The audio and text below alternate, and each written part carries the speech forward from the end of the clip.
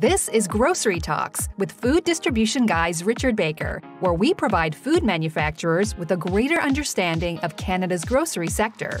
And now, here's our host, Richard Baker. Today, I'm pleased to be joined on the line by Mr. Jean-Marc Demers, President and CEO of Braque. Welcome, Jean-Marc, and thank you for your time. It's a pleasure, Richard. It's good to be here with you today. Could you just please provide us with a brief overview of Braque? Well, I founded the agency back in 1992. It's a few years ago already. We're a national full-service agency. We're food marketing experts. We've got clients in many categories and many sizes. We start from startups and on to multinationals, so very diverse clientele. That sounds like it. Actually. And so what level of services do you provide for your clients? Well, marketing can be daunting, challenging. I think more so today than ever before. I think there's no better way to take on business challenges for us than to actually be in the business or our client's business. So that's why we've got a wide range of services. We try to support our clients as early as possible in the process with product development, branding, packaging, through brand awareness, so having people know about the brands, and e-commerce to get consumers to consider and purchase the products in a proactive manner, and then shopper marketing to drive up velocity. And how and why has social media stolen the spotlight from traditional media? I think the key word in your question is like spotlight, right? Rather than being focused on like an homogeneous marketing mix, we've moved on from that single spotlight to something that's more eclectic, that's more like an ecosystem. And I think that's our job as marketers, to create a balance between all these elements that combine and that create impact. It's more, some people may think it's easier than before. I think it's much more complex, and you need to know about many more things than before. So, and there was quite nothing like social media before. There was water cooler, there's chatting on the streets, but having media that is owned by people and not companies is completely different. And these people that own the media, well, they're your clients. They're consumers. They talk about things they hate. They talk about things they love. They talk about your products. So you better be there to hear what they have to say, right? You have to know, what are they saying about my product?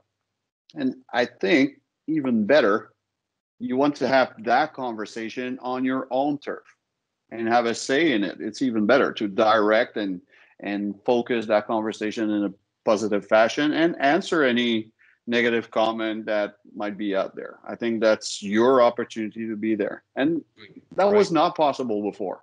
Yes, correct. One other way that social media is so valuable, in my opinion, not only because it's owned by people and you can play with that environment, but it's also the segmentation. There's no better environment to isolate and target your audience than Facebook and LinkedIn.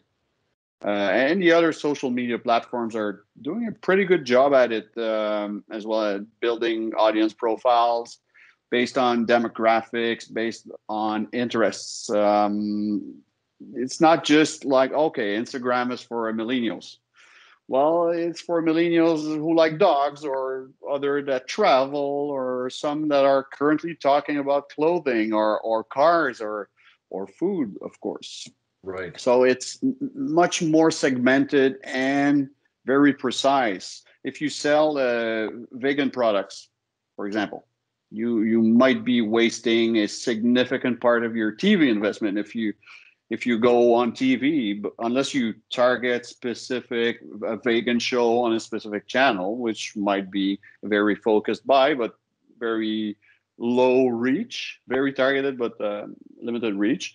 If you Yes. use social media, and with a high level of certainty that the person that will see your ad or your sponsored post will be a vegan. So that's 100% focused, targeted, because social media knows who they're talking to. Right. Could you explain the role of an influencer and what an influencer really is? Um, word of mouth has always been, and referrals from friends and relatives, it's always been a primary source of awareness and trust, right? If someone I know and care about talks to me about a brand, it's going to give me a positive impression or a negative impression if that comment is not positive, of course. Well, with the exponential reach that social media gives us, we've got many more friends and much more advice than we've ever had before. We're talking to our friends, all our friends, and many people that are not our friends, but Right. but whose opinion we value. So we get that advice on a daily basis. We can even ask for it. That's very easy to do. I think it's good, but what about new products that people haven't tried, or types of products that Yes. their friends are not trying? So you may not have that type of information with word of mouth.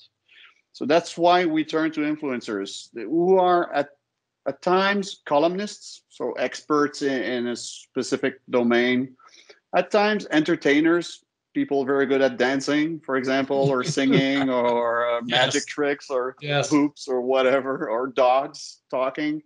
So they're good to put on a show, and they're good to deliver content, and they use social media platforms to showcase that content or themselves. I Okay. think Right. this is highly democratic in nature. The best will rise to the top. People will love for them, and they will applaud their content.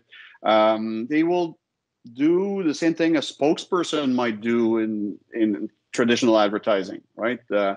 But I may turn to my local barista's whole Instagram page for advice on coffee more than I would turn to George Clooney, for example. Even Yes. though we love George, but the barista is the expert, and I turn to his opinion or her opinion much more than George Clooney's. So Right. your strategy should have a combination of both influencers that can extend your reach by having a large community of followers, so a popular person, and some experts as well that lend credibility to your brand. Someone that knows about coffee and tells, okay, this is very good coffee for this and this reason, plus a star that can allow you to extend your reach. Okay. Too many times, Jean-Marc, I've heard the phrase, I just need to get my product on the shelf and it will sell itself. What are your thoughts on that sentiment in today's marketplace? Well, if I hear that, I'd love to buy stock in that company. If you if you want my opinion, that's great. This is great marketing. Thing is that you're probably talking about Apple, right, or a company like that. One way or another, we live in a market economy, and success brings competition. You'll eventually have to defend your stake, no matter how you acquired it. There's so much competition today. You can't really stay idle for long, right? Someone will come along. Right. And with social media spreading or the word around like bushfire, there's not really a way for a successful brand to stay under the radar, having success. People will talk about it, and your competitors will know about it and will try to copy you. So it's good for you. You started a great product. It's popular. It's selling. There will be a competitor next to it in no time. Right. Thing is, I think you need to be, it's good to have a good product. It starts with the product for sure, but more than ever today, you need to be proficient in all levels in order to be successful. You need to have that right product delivered under the right condition. You need to be able to always have a continuous supply of products. You can't miss a week because you'll be replaced by somebody else, by your wholesalers, your retailers, or your consumers. Yes. You need to have a good sales team to support your growth and to make sure that we're talking to all the retailers. You need to have strong marketing to make sure that the brand's out there and is being considered by all the consumers. And I mean, the good finance team as well, good accounting. So it's a combination of all those elements to make you a successful brand, a successful company. Even a perfect product can be copied and very rapidly too. You've seen how many vaccines have been produced in the last few months. They've all, I mean, so many companies were working all in isolation. Yeah, but simultaneously. I've lost track of all the different manufacturers. Exactly. So it's so easy to, okay, he's doing that. I'll try to copy it and eventually come to that same kind of product under the same kind of conditions. So that's why you can't really bank on that perfect product. But one thing stands, trusted brands that are established are much harder to replace, and you can build on them. So that's a good example of one product that I put on my shelf and that will sell itself. If it's a great brand, if it's an Apple, for example, there's a good chance it sells. Right. Oreo, so many brands out there are popular and will actually get some traction. Yes, exactly. So for a small business just commencing, what is your advice when it comes to utilizing social media? I'd say it's about strategy and planning. Where you want to go, what's your objective? Realistically, how much time can you devote to your social media strategy? And you need to be disciplined about it. You say, okay, this is where I want to go. I want to have that many posts. I want to have that many followers. I want to have that level of engagement. How much time is this going to require me? And I need to block some time for it. We're entrepreneurs. We're starting a company. It's berserk. It's going all over the place. You need to be sure you devote some time to your social media management if you want to have success for it. Or you need to give that responsibility to someone that actually has time to do it. Right. After that, I think you need to build in some budget for your reach. It doesn't need to be much. Could be a few dollars per day, but It has to be part of your strategy. You need to put some fuel in that engine to make sure that more people see your content, because today the algorithms don't really allow you to be out there for so many eyeballs, especially with Facebook. Your organic reach, the reach that you get by just posting to your regular followers, is not that high. You need to invest money to make sure the message will be seen by your followers and other people as well. But the good news is that you can target, and like I mentioned before, you can identify exactly the audience to whom you want to talk to, and that's very precise, the performance very good. Could be a sponsored posts, so content that you put some money to sponsor and be seen by people, or it could be paid ads, or even money for influencers as well. Right. And as for content, start with the start. Start by yourself. You're the creator. You've got that great idea, and it's probably not. It didn't happen overnight, right? That's a project you've been cherishing for a long time.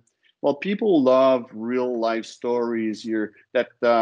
That genuine story. Be authentic. Be passionate about who you are. Talk about the vision you had for your product. Why did you start that product? So this is a source of inspiration for so much content. Okay, excellent. So for anyone who'd like to make contact with you, what's the best way to make contact with you, Jean-Marc? I'm happy to chat with you on LinkedIn. I'm over there, of course. You can head on over to braque.ca. That's BRAQUE.ca. Or in doubt, you just search Google for food marketing agency, and we're there. Okay, excellent. Well, thank you again to Jean-Marc Demers for being our guest. And if you're a food manufacturer seeking distribution in Canada's grocery sector, please visit our website, www.fooddistributionguide.com. Thanks very much for your time, Jean-Marc. My pleasure, Richard. Have a great day. Bye-bye.